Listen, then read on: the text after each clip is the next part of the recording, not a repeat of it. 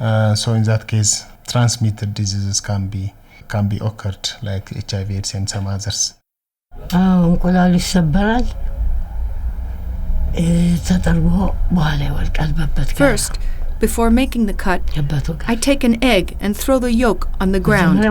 This is very important for everything to turn out okay. Then I take the razor blade. I boil it in water and I cut. I do the mutilation. After removing the piece of flesh, I stick it in cow shit and take it out of the house.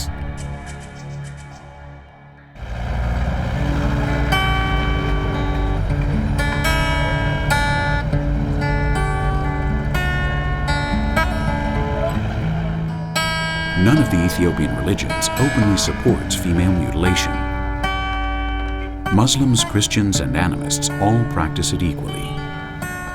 Although some justify it on religious grounds, it is a custom that goes beyond religion. It is an ancestral tradition deeply rooted in the universe of Ethiopian culture and that of 27 other African countries.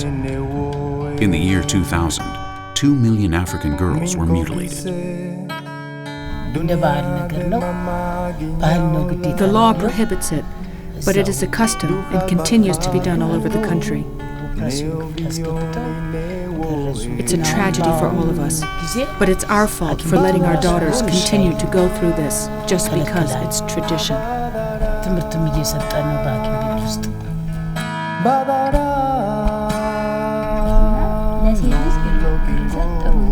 In school, they explain to us that it's bad because of the illnesses and the instruments they use. The girls in my class who are born in Addis aren't mutilated. The ones from the country are. I don't know where it's going to be. It depends because it has some religious background. Some people say it's a religious obligation. Some people say it's a tradition. They don't want to be challenged by no one. So this is our tradition. Just don't. They want to really maintain it.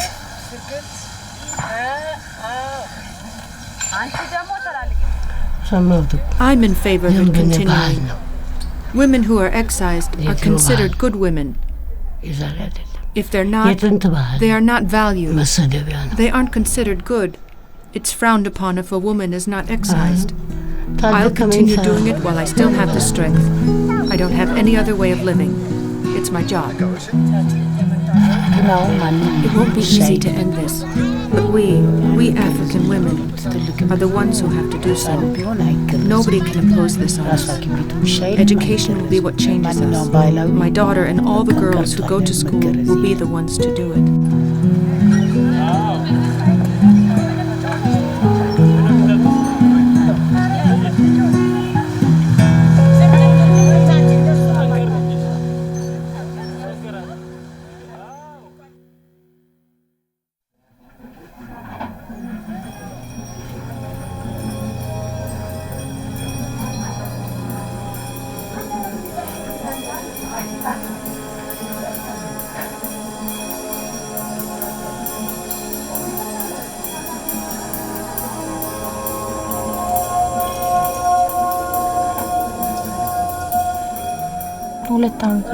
I started 2 years ago.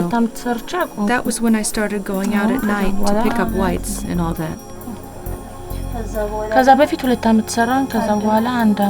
But I got pregnant and had to stop. Now I'm back to try my luck and see what happens.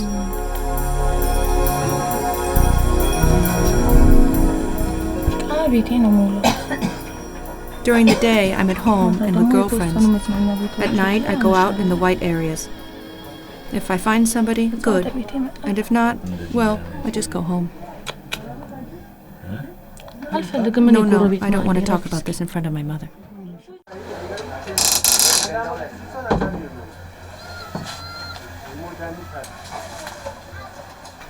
ልጆቼ 3 ናቸው የልጅ 2 ናቸው Mimi's father is Italian. I worked in his house as a servant. One day he raped me and I got pregnant. The father of my other daughter was a soldier who died in the war against Eritrea. Our only income is my husband's pension, but that's very little. In reality, we live on what my daughters earn through prostitution.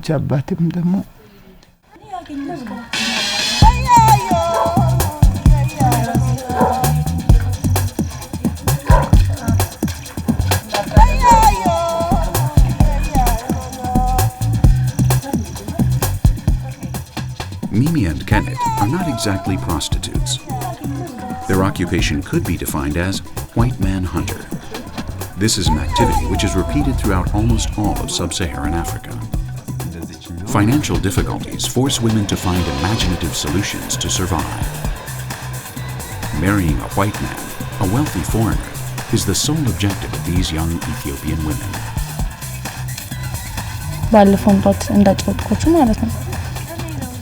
We try to dress well, to look like normal girls, students or some sort of shop worker.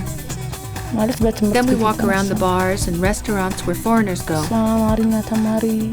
If someone takes an interest in us, we study them to gauge their intentions.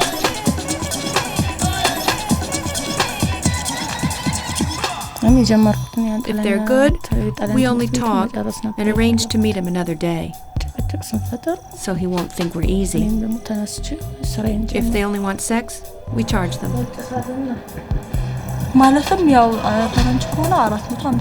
Lots of Arabs fall in love with me. My star coincides with theirs. Arabs can pay up to 50 euros. They fall in love, want you to live with you, and set you up in an apartment.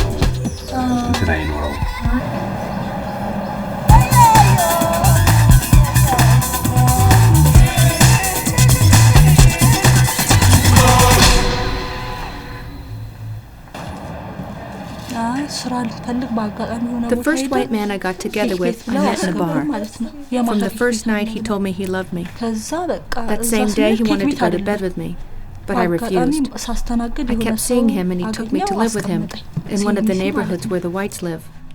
He gave me 50 euros a month to study, and he visited me.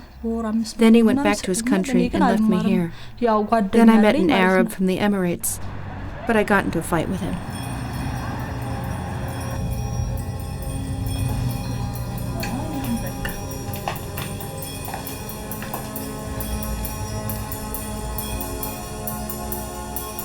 I don't want my daughters to do this, but our financial problems force us to do it.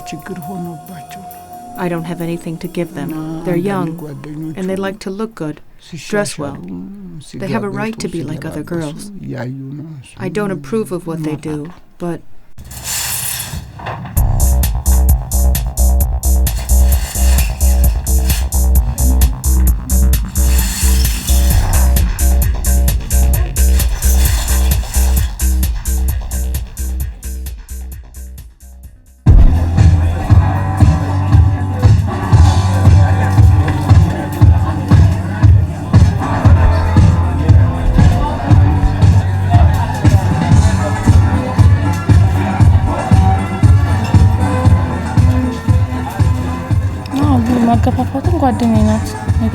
My first time was with an Italian. A friend took me to a party in an Italian club called Juventus. A boy came up to me and offered to buy me a drink. We danced, and then he took me to a room where he asked me to take off my clothes. I was really young and didn't know anything.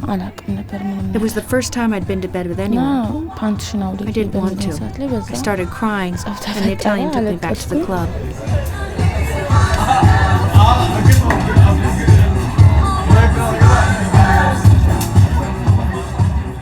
I also like the Dutch. I was with one, and he kept me very well. I like any white man. They have money and are more polite. I don't like West Africans. They only think about themselves, and they never think about you.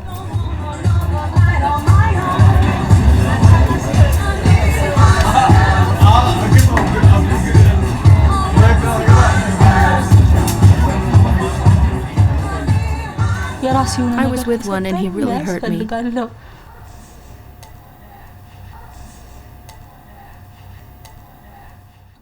He didn't fit in me, but he wanted to continue, and he did.